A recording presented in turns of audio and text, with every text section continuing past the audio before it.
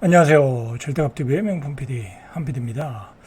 자, 97 공급 대책이 나왔는데, 자, 오늘 공급 대책에 대해서 오늘 좀 살펴봐야 되겠죠? 그죠? 자, 어떤 효과가 있을지. 자, 그걸 살펴보기 전에 최근 전국 주택 가격 동향을 좀 파악을 해야 돼요. 왜냐면 왜 공급 대책이 나왔는가를 좀 알아야 될 필요가 있어요. 그죠? 지금 전국의 주택시장, 그 중에서 서울 수도권의 주택시장이 어떤 양상을 보여주는가 조금 살펴보고 발표한 대책을 공급 대책 위주로, 공급과 규제 대책 두 가지였거든요. 규제는 다음 시간에 하고 오늘은 공급 대책만 살펴보기로 했습니다.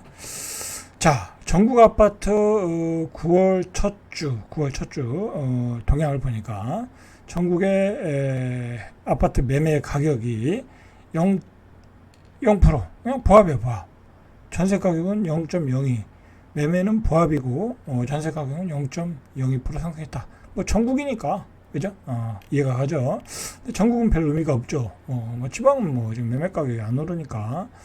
자, 지역별로 보니까 수도권은 0.03에서 전주 0.02, 상승폭이 조금 축소됐어요. 그러나 상승은 계속되고 있고, 자, 서울은 0.08 지난주, 그 다음에 이번 주는 0.08 상승폭이 유지되고 있다. 자, 지방은 하락폭이 유지되고 있어요. 그냥 하락폭이 유지되는 거야. 뭐 과도하게 떨어지지도 않고 0.02 정도. 자, 광역시, 자, 세종을 한번 보면 세종은 보합으로 전환했어요. 지난주에 0.02 올랐는데 뭐 보합으로 전환됐어요. 뭐 세종은 특별한 이슈가 지금 없으니까, 그죠? 특별한 이슈가 없고 그냥 저렴한 것들 거래되는 정도 수준, 뭐 그 정도예요. 그 다음에 뭐 전라북도, 충청북도, 울산 상승했고, 자, 우리가 또 관심을 가질 때가 부산은 보합, 그죠? 보합. 자, 이제 부산도 많이 빠진 것 같아요. 보합. 대구는 계속 마이너스, 그죠? 인천도 역시 마이너스. 뭐 그 정도예요. 그 이상 볼 건 없고요. 서울을 한번 구역별로 좀 봐야 돼요. 서울은 강북구가 0.07. 자, 강북구에도 막강한 지역이 있어요. 성동구죠, 요즘. 성동구가 핫하잖아요. 자, 성동구가 0.20, 폭등 수준이죠. 0.13, 용산구가, 마포구가 0.12. 자, 이런 지역 때문에 자꾸 대책이 나오는 거예요. 중구도 0.11, 송파구가 0.19, 서초구가 0.13, 영등포가 0.10. 자, 이렇게 강세를 띄고 있다. 서울에. 서울 지역이 강세를 띄고 있다. 자, 서울 지역의 아파트가 강세면 수도권으로도 강세가 이어지거든요. 그렇기 때문에 정부가 대책을 내놓을 수밖에 없다라는 거죠. 자, 물론 뭐 이런 과정에 조금 문제는 있더라고요. 거래 취소가 너무 많이 돼요. 신고가를 신고해놓고 거래 취소가 되는 거야. 자, 이거 나중에 문제가 많이 될 것 같아요. 너무 많아. 그건 다음 시간에, 다른 시간에 한번 이야기해 보고요. 그건 또 다른 문제예요. 그 거래 취소가, 신고가 신고해놓고 거래 취소시키면 어떻게 되겠어요? 다른 사람이 그 비싼 가격에 사겠죠. 이제 거래 신고가 된 줄 알고, 신고가를 찍은 줄 알고, 급한 사람들이 사는 거예요. 뭐 믿을 건 그밖에 없으니까. 자, 그렇다. 자, 일단 뭐 경기도는 보합인데, 경기도 지역에서도 강한 지역이 있어요. 분당구 같은데, 0.18. 뭐 난리가 났죠? 그죠? 0.18이면. 뭐, 재건축이 된다고 하니까. 그죠? 뭐, 정조건도 좋고, 분당 같은 데는 접근성도 좋고, 광명시가 0.18, 뭐 고양시, 평택 이런 데는 뭐 계속 떨어지고 있고, 그 다음에 시흥시도 떨어지고 있고요. 자, 그렇다라는 거야. 자, 이 정도로 서울은 강세, 수도권은 뭐 보합 정도, 그죠? 이런 정도로 시세 가고 있다. 자, 5대 광역시만 잠깐 보죠. 대구는 0.07, 대전은 0.03. 자, 광역시도 힘을 못 쓰고 있어요. 그죠? 힘을 못 쓰고 있다, 대체로. 자, 전세 가격은 어떨까요? 전세는 지난주 상승폭을 유지하고 있다. 조금씩 강해지고 있어요. 매매를 안 하니까. 그죠? 매매를 안 하니까. 서울이 0.06에서 0.07. 그 다음에 5대 광역시도 전세가 오르고 있어요. 뭐 오를 수밖에 없죠. 그죠? 새 아파트 선호는 뭐 광역시도 마찬가지니까. 세종은 많이 올랐어요. 세종이 요즘 매물이 없어요. 전세 매물이 없어요. 자, 울산도 오르고 부산도 오르고. 자, 전세는 대체로 강세다. 대전 같은 지역은 물량이 너무 많으니까 좀 떨어지고 있고요. 자, 요즘 시황이 이래요. 시황이 이래요. 자, 전세도 강세. 그죠? 매매도 강세. 서울은. 자, 이런 배경에서 공급 대책이 나왔다. 뭐 거기까지만 파악하시고요. 자, 그러면 우리가 공급 대책이 정말 효과가 있는 건지 좀 파악을 할 필요가 있어요. 몇 가지 딱 특징이 있어요. 이번 공급 대책은 정부가 주도한다. 이제 앞으로 서울 수도권에 공급하는 택지지구 재개발은 뭐 알아서 하는 거니까 민간 기업들이 수주해서 알아서 하는 거고 정부가 가지고 있는 토지 유부지에 또는 택지지구에서 짓는 것은 무조건 LH에 서겠다. LH에서 공급하겠다. 자, 그것도 사실은 잘못된 거예요. 잘못된 거야. LH에서만 한다는 건 잘못된 거야. 왜냐면 어떤 택지지구에 LH에서 다 공급을 해. 그럼 아파트가 균일화 되잖아. 퀄리티가 똑같잖아. 그죠? 아니, 비싼 거 원하는 사람도 있고요. 좋은 거 원하는 사람도 있고요. 그리고 민간 기업마다 다 조경도 틀리고 커뮤니티도 틀리는데 LH에서 짓는 게 뭐 싸게 짓는 거잖아요. 그죠? 가격을 낮춰서 짓겠다라는 거잖아요. LH에서는. 그렇게 하다 보면 아파트의 수준이 떨어지는 거야. 그렇게 하다 보면 그 높은 퀄리티를 원하는 소비자의 니즈에 맞추질 못하는 거죠. 자, 근데 정부는 밀어붙이는 거야. 무조건 LH에 서겠다. 두 가지 이유가 있는 것 같아요. 하나는 빨리 공급을 하겠다. 그죠? 왜냐하면 또 택지지구 민간 분양으로 가면 또 이렇게 분양가 올리려고 미적미적거리는 애들이 있거든요. 건설회사들이. 뭐 그리고 막 일부러 분양시기도 늦추고 막 그런 경우가 있어요. 실제로. 분양시기를 늦춰서 분양가를 올려가지고 장 좋을 때 그렇게 해서 분양하는 회사들이 있으니까 뭐 그런 거는 분명히 장점이 있죠. 이 정부에서 공급하는 건. 그러나 제품이 균일화돼서 나온다. 자, 그리고 두 번째로는 정부가 주도하겠다라는 것은 정부가 집을 공급하겠다는 거잖아요. 지금 집권 여당이 주도권을 쥐겠다라는 거예요. 그죠? 집권 여당이 우리가 이걸 주도적으로 집행해서 뭐라 할까요? 뭐 표 얻는 데는 뭐 정치적으로 유리한 고지를 점령하겠다 그런 의도가 좀 있는 것 같아요. 그죠? 있어요. 네. 자, 그래서 135만 가구를 공급하겠다. 정부 주도하에. 자, 135만 가구면요. 연평균 27만 가구예요. 서울 수도권에. 27만 가구면 매달 2만 2천 가구 정도. 그죠? 분양을 해야 돼. 매달 서울 수도권에 2만 2천 가구를 분양해야 돼. 그게 가능하겠어요? 가능하겠냐고. 매달 2만 2천 가구를 분양해야 된다. 엄청나게 밀어붙이지 않는 한 쉽지 않아요. 엄청나게 밀어붙이지 않는 한 쉽지 않다. 결론적으로 그래요. 자, 근데 그것이 또 가능한가 봐야죠. 그리고 지금 발표한 게 인허가 기준이 아니에요. 착공 기준이야. 그러니까 우리는 실현 가능하다는 거. 착공한다는 건 뭐예요? 분양을 하겠다는 거잖아요. 그죠? 2030년까지 135만 가구를 분양하겠다라는 거예요. 뭐 말 그대로 2030년까지 135만 가구로 공급한다고 하면 양적으로는 뭐 괜찮아요. 양적으로는 괜찮아. 실질적으로는 문제가 있지만 그러나 그게 쉽지 않다.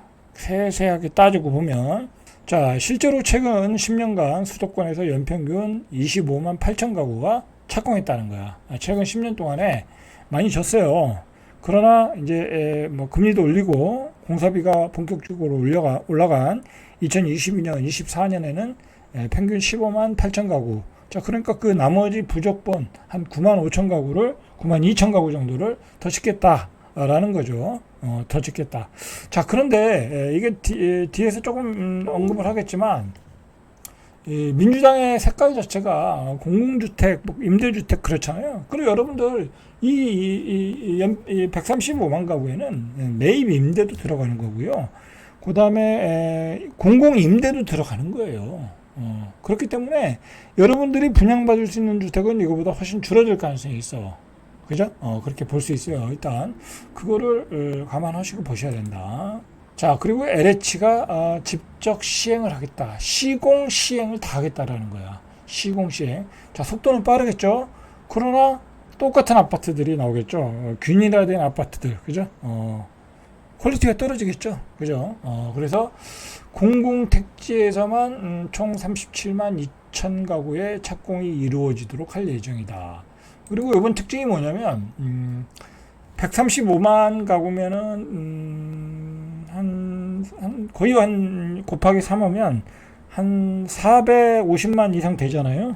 450만의 사람 이 도시가 하나 없어지는 거예요. 부산 같은 도시가 하나 없어지는 거예요. 서울 수도권의 아파트를 135만 가구를 진다고 하면 부산만한 도시가 하나 없어지는 거야. 그러니까 서울 수도권에 더 집중화 된다라는 얘기죠. 그죠? 그걸 우리가 기억할 필요가 있고요. 그 다음에 이제 이게 문제가 뭐였냐면 실현 가능성이 떨어진다는 얘기는 추가 신도시를 안 짓겠다라는 거잖아요. 근데 지금 뭐 세세하게 어디서 어떻게 가구수를 늘리고 공급하겠다는 얘기는 아주 세세하게는 안 나왔어요. 러프하게 나왔는데, 근데 분명히 발표한 건 뭐냐면 추가 신도시 지정은 없다라는 거야. 왜냐하면 지방을 생각 안 할 수가 없거든. 추가 신도시 지정하면 지방 하나가 날아가는 거거든. 지역의 광역시 하나. 그러나 이미 135만 가구가 늘어난다는 얘기는 이미 부산만한 광역시 하나가 없어진다는 얘기예요. 그죠? 그런 얘기예요. 자, 그렇기 때문에 정부가 이 민주당 정부 자체는 지역균형 발전이 목표인 정책 목표인데 그것에 역행하는 것은 안 된다. 그래서 신도시 지정을 안 하고 기존의 신도시에서 뭐 업무지구 아니면 용적률을 높이고 그리고 기존의 유지를 통해서 공급을 하겠다라는 거예요. 한계가 있겠죠. 그죠?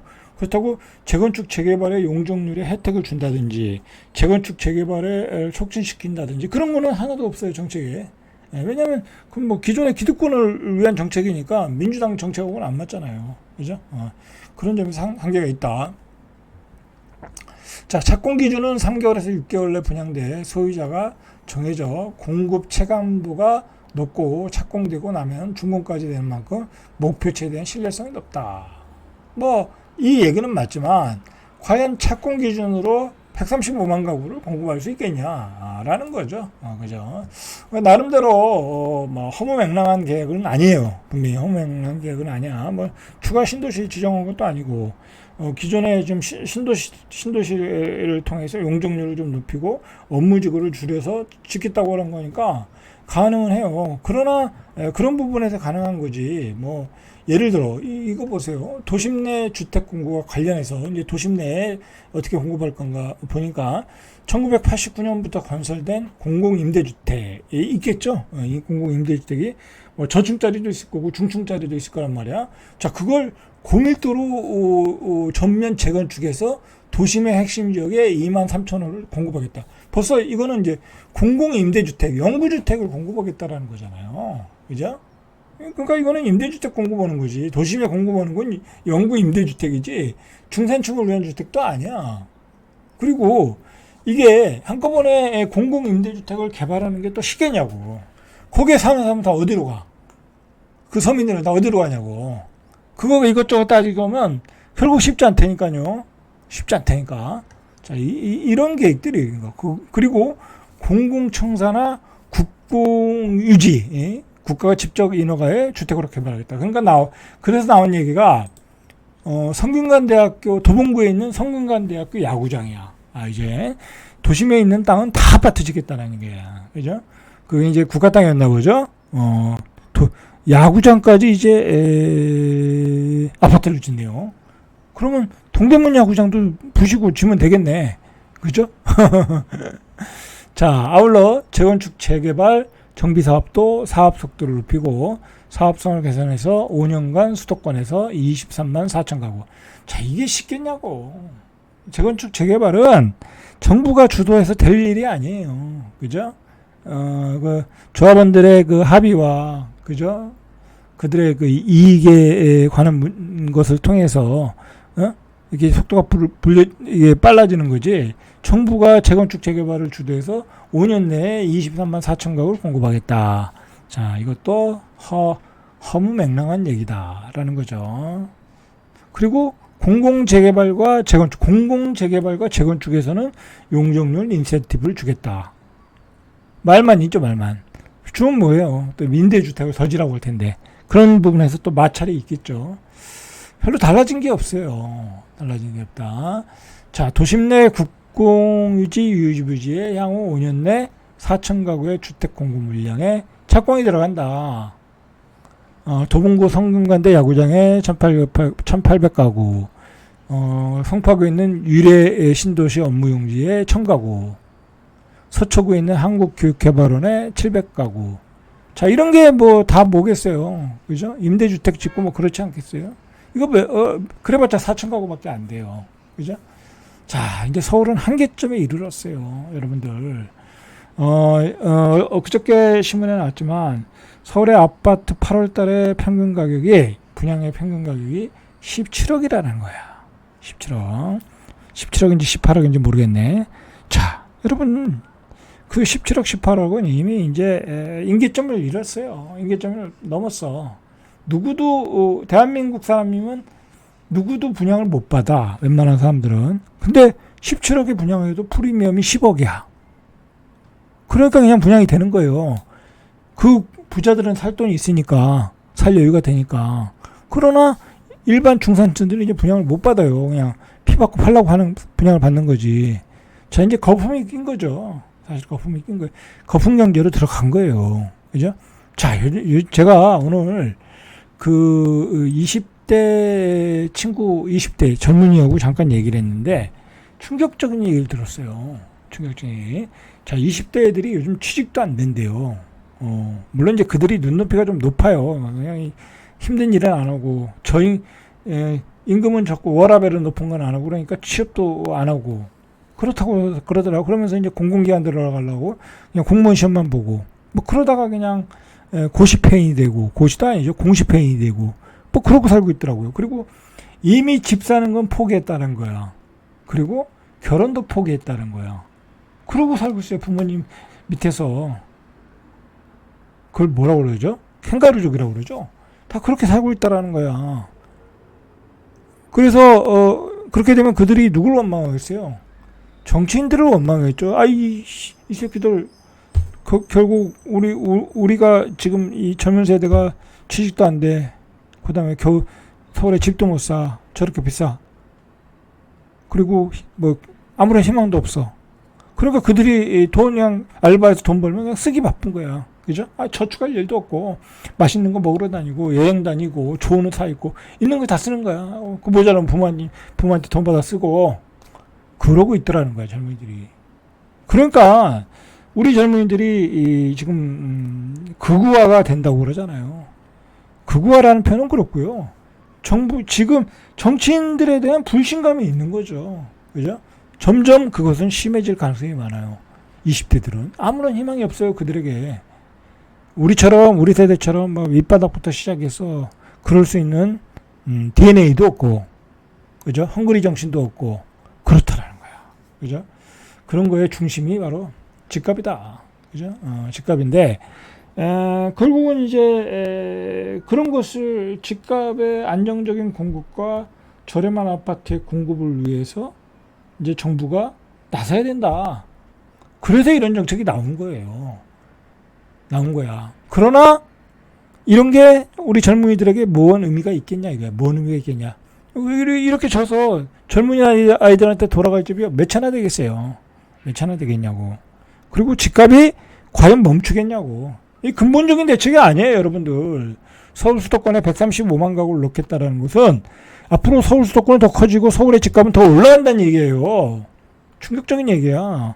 사실은 빨리 행정수도 이전하고 청와대 이전하고 그죠? 수도 이전하고 방송국 다 내려보내고 이 혁명적인 조치를 취하는 게 어떤 그 지역균형 발전이고 서울의 집값을 안정시키는 거예요. 그러나 누구도 그것을 할 의지가 없더라. 그죠? 노무현, 문재인 때 이미 다 깨져버렸고 그들은 완전히 추진력을 잊어버렸어요. 잊어버렸어.